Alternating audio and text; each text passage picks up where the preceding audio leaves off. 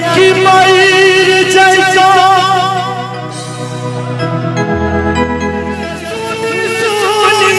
ताना है सुन पगली के पागल कहई जमाना सुन पगली के पागल कहई जमाना लागई है कि मयूर जैसा नहीं जहाज कैसा लागई है कि मयूर जैसा नहीं जहाज कैसा लोग के सुनी ताना सुन पगली के पागल कहई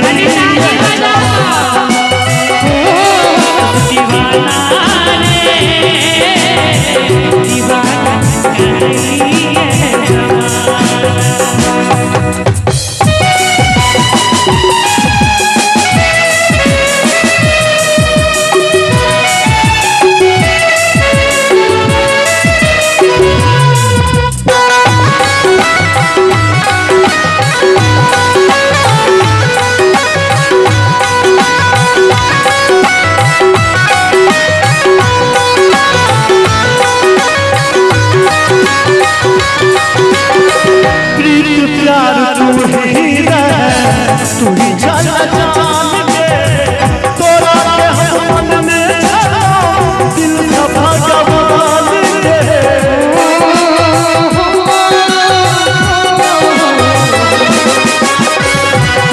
प्यार तू ही जाना जान के तोरा के हम मन में दिल का भगवान के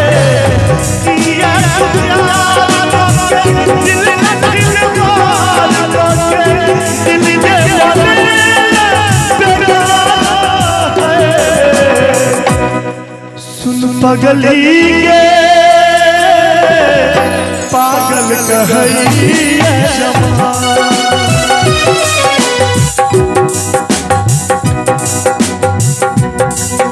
दीवाना दीवाना कहई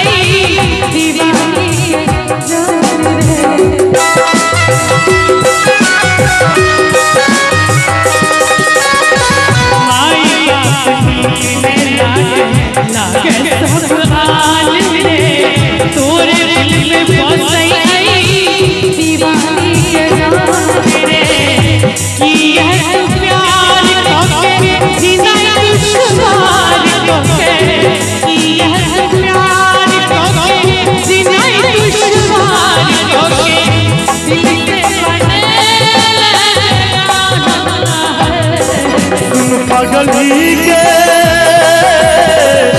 पागल कहई जमाना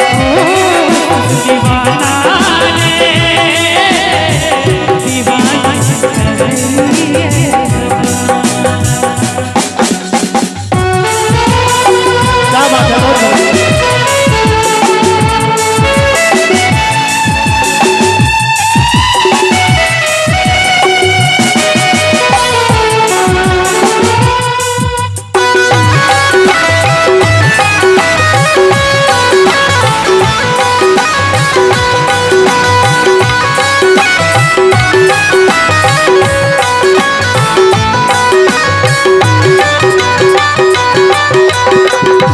प्यार चलो बदनाम हो गलो गुल से गुल खाम हो गलो वो जाली मारा तो छोड़ भागा जखन हम ओकरा प्यार में गुलाम हो गए। माधव जी झूली कहैया प्यार प्रेम बेकार छै जी भर के खेलै दिल सा बनाबै लाचार छै। एगो पगली एले सपना में पागल कहे छै जमाना कोई पगली के चक्कर में बदनाम है दीवाना। आपका हालत बदली सुने वो लैला बन कर आ गई है हम साथ कहे थी यहाँ से वो पगली बड़ी आ गई है बड़ी आ गई। माधव जी दिल के सपना दिल के सपना जान किया हुई प्यार अपराध छै त प्यार किया हुई प्यार अपराध छै त प्यार किया हुई। माधव कहे छौ तोरे छल हमर जान गे राधे के संगे जा बने दुआन गे किस्मत गरीब हमार फूटल नसीब हमार तू ही धन दौलत के खजाना है। माधव जी तो झूली कहै छै प्यार प्रेम बेकार छै जी भर के खेलै दिल सा बनाबै लाचार छै। कते इंतजार करू कोहना श्रृंगार करू कते इंतजार करू कोहना श्रृंगार करू निको नहीं लगैया आईना है। सुन पगली के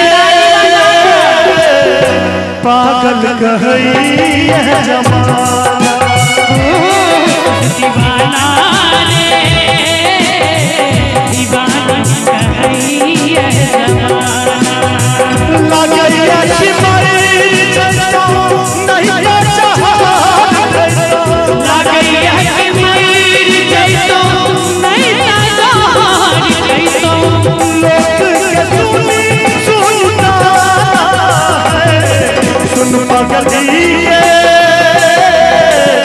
पागल कहई है जमाना दीवाना रे दीवाना कहई है जमाना पागल कहई पागल कहई